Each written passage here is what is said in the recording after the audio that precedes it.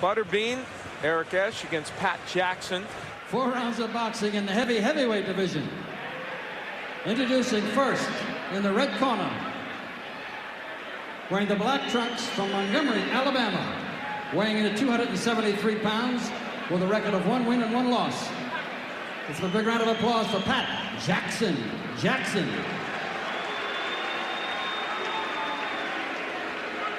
And in the blue corner, wearing the red, white, and blue trunks, also from Montgomery, Alabama, weighing in at 315 pounds, with a professional record of 11 wins, no losses, 7 by knockout. Ladies and gentlemen, big round of applause for Butterbean. Oh, that's love. Your referee for this bout, Terry Wood. I should have given you pre-fight instructions earlier. I expect you to obey my commands at all times. You protect yourself at all times. Touch the gloves, go to the corner, and wait for the bell. Well, we are set to go. That is Pat Jackson, the 6'5", 273-pounder. Came in here with a 1-1 record. And across the way, Butterbean, as he's known now, Eric Esch, who comes in here with that undefeated record. Now, the last time out here on ESPN, you saw him against Ken Myers in a bout we did over in State Line, Nevada, at Buffalo Bills. And in truth, we thought that Myers outboxed Butterbean, but the Bean got a decision. And he told us this morning, and he showed evidence now, he said, I'm going to go back to fighting the way I was in a tough man. He said, I'm really going to go after these guys. Well, he has to try to walk through his opponents more and fight more instinctively. If he tries to get too fundamentally oriented, which over the long haul he needs, it might hurt him in some of these fights here. Jackson moving, and that's what you do against him. You also jab. You can't miss the Butterbean with a jab. Now, he says he's working on that a little bit, and these people want him to be more aggressive, and they think that'll take away the jab instead of him just standing on the outside like now. Well, he might be in that cross here. When offensive fighters try to incorporate some defense into their plan, sometimes it takes away a bit of their aggressiveness. Well, they may have wanted Pat Jackson to stand in front of him, but guess what? He's not cooperating. Hey, he may have had his own fight plan. Go figure. What a lucky guy. In round 1.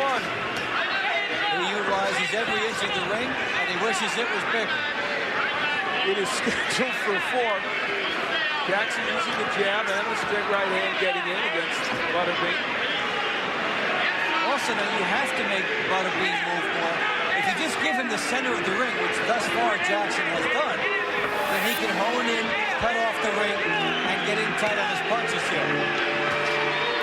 Now Jackson is not running, he's moving, but the crowd doesn't like him moving. They want to see him brawl with Butterbean, and believe me, Butterbean wants to see that. Terry Wood, the referee, to say he has his hands full is the understatement of the decade.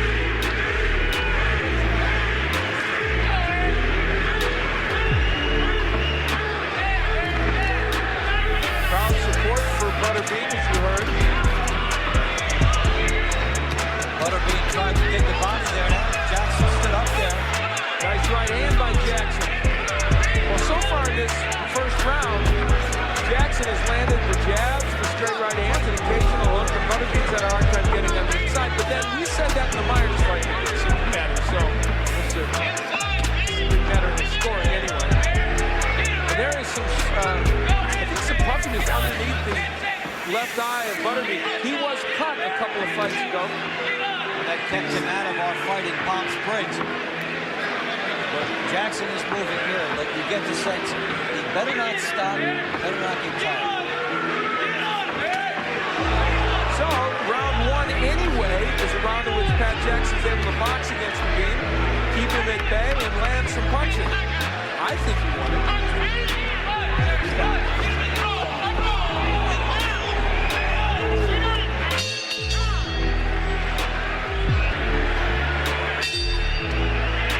Jackson on the bicycle, watch the left hand here. Gets Butterbean under the eye, and that may have been where some swelling started. And there is a little blood trickling also. We're in round 2. And they told Butterbean in between rounds, Murray Sutherland said, go after him, punch like a maniac like he did in the tough man contest.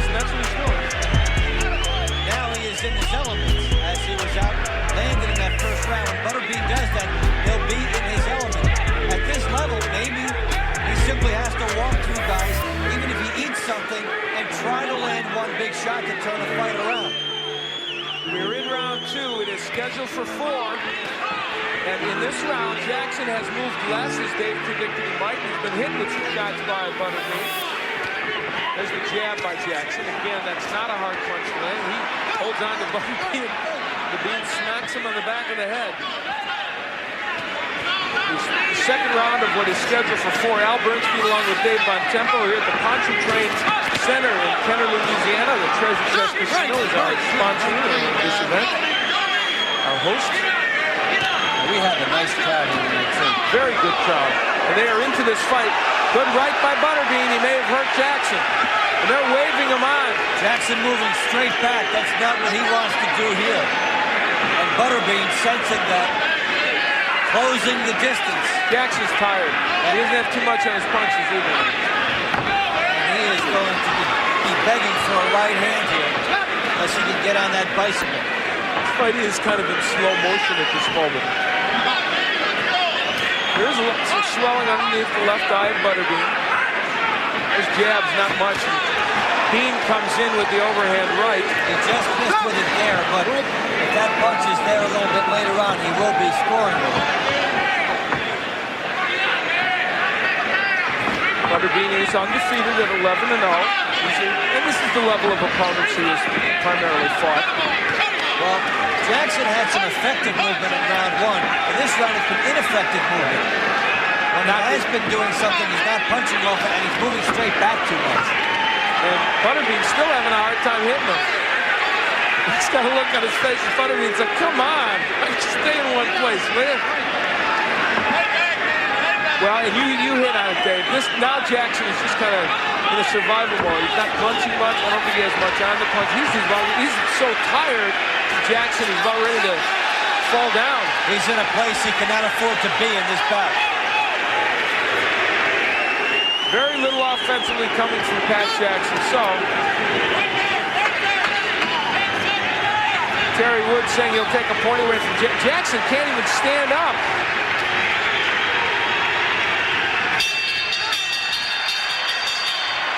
That's Butterbean, who picked things up in the second round. See the badge of honor he has from those jabs that Pat Jackson is landing. Dave, Pat Jackson looked so tired at the end of that first round. The second round, I thought he was going to fall down. Well, exactly. He is a candidate for early retirement in this fight. There's nothing left in the gas tank, and he's down to 13 punches. Butterbean up at 22. What nothing can be measured is the stamina of Jackson, which is non-existent. And he is a target. Terry Wood better be very much on top of this here, because Jackson is a candidate to go down and maybe not to fight too much. A lot of holding by Jackson. He will get a point taken away because Wood has already given him a caution about that. And he's holding the ropes for support now. And if you ever wanted to define the word reluctance, it's the face of Jackson. And let's put things in perspective. Last time that Butterbean fought Ken Myers, he fought a little bit this way, but also was very active in throwing punches. But Jackson is just moving around, not doing much of anything. So, well, his gas tank has betrayed him, and he's trying to skate through 6 more minutes here. And that is a tough situation. Well, they didn't find somebody who was stationary, but there's Jackson landing right hands. Not much behind that. He just reaches out to hold on. Good body work by Butterbean. That's a good idea by him, no? Yes, get on the inside, pound away, and the head will open up. And Jackson just wants to drape his arms around him. His hands are down. He would not care if he was disqualified. No, not at this juncture. He's got nothing left at all. I mean, he could land a right hand as he did earlier, but he just can't throw it. A little over a minute left to go here in round 3. I don't know if this will go that much longer. Pat Jackson is really tired. Well, there you see what you can do when you stay on the outside and throw punches against Butterbean. You can land. Frustration showing on Butterbean there. Butterbean should try a left hook to the body, then go upstairs. Now he's uppercutting. The interesting thing, Dave, is he hasn't really hurt Jackson that much with these punches. It's just that Jackson is tired. Well, now he's throwing the tough man type punches. They told him, Get inside, just get the hands moving. It is better than nothing, and it would give him this fight here if he continues. Half a minute left to go in round 3. The big fellow in the red, white, and blue trunks is called Butterbean. The other gentleman is Pat Jackson. And this is what you would call your basic 4-round heavyweight fight. That should have been scheduled for 3. Yeah, thank you.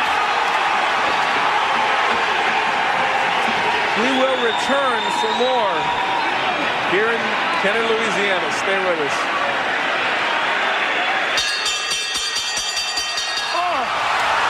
Unfortunately, he walks into the best punch of the fight. At the end of the round, he's separating the fighters. And referees cannot protect themselves at all times the way fighters do it. We've seen referees get hit in the past. That might be one of the most dramatic shots he walked into. Boy, that's combat pay right there. Well, the fight is stopped not because Terry Wood got knocked down, but because Pat Jackson doesn't want to go on. And one happy guy is Terry Wood, who doesn't have to ref anymore. Well, the Bean, is he get a double knockout on this one? He certainly should. And I don't think that Terry Wood would have been too close to the action in that round. So that's Pat Jackson, who is now 1-2. Truthfully, not really equipped to come in here and do battle. Failing to answer the bell in the 4th round results in a technical knockout for Butterbean.